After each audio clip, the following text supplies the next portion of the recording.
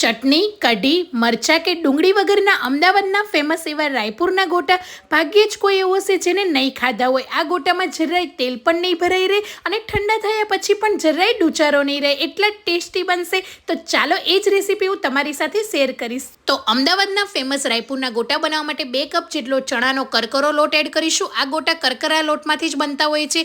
2 tablespoon જેટલું બેસન અને 1/4 cup જેટલો સોજી, સ્વાદ પ્રમાણે મીઠું, 1 ચમચી હિંગ, 1 ચમચી વરિયાળી અને 1.5 ચમચી જેટલા આ રીતે અચકચરા વાટેલા મરી, તમે આખા મરી પણ એડ કરી શકો છો, અને અડધી ચમચી આખા ધાણા થોડા એવા ફાડા કરીને એડ કરી દઈશું. 8 થી 10 તીખા લીલા મરચાં, કેમ કે આ ગોટા તીખા હોય છે એટલા માટે મેં તીખા મરચાં એડ કર્યા છે. અડધો કપ લીલી મેથી, અડધો કપ લીલા ધાણા, અડધી ચમચી ખાંડ એડ કરીશું ને 1 લીંબુનો રસ અને થોડા એવા ખાવાના સોડા એડ કરીશું. સોડા વધારે એડ નથી કરવાના અને હળવા હાથે એનું બેટર તૈયાર કરી લઈશું. બેટર આપણે વધારે પડતું ઢીલું નથી કરવાનું, કેમ કે આપણે ગોટા બનાવીએ છીએ, ભજીયા નથી કરતા. ગોટા અને ભજીયા બંને અલગ હોય છે. તો આ રીતે પાણીવાળો હાથ કરીને બેટરને 5 થી 10 મિનિટ રેસ્ટ આપીશું. રેસ્ટ આપ્યા પછી ગરમ 1 ચમચો તેલ એડ કરીને હળવા હાથે મિક્સ કરી લઈશું અને ગરમા ગરમ તેલની અંદર મોટી સાઈઝના ગોટા પાડી લઈશું, કેમ કે રાયપુરના જે ગોટા હોય છે એ આ રીતે મોટી સાઈઝમાં હોય છે. બંને સાઈડ હવે લો ગેસની ફ્લેમ પર બદામી કલર થાય ત્યાં સુધી રહેવા દઈશું. તો પલટાવીને એકદમ સરસ રીતે ક્રિસ્પી કરી લઈશું. તો આ રીતે બનાવજો, જરાય તેલ પણ નહીં ભરાય રહે, આની સાથે કંઈ જ જરૂર નહીં પડે અને ગોટા એકદમ ટેસ્ટી અને મસ્ત બનશે.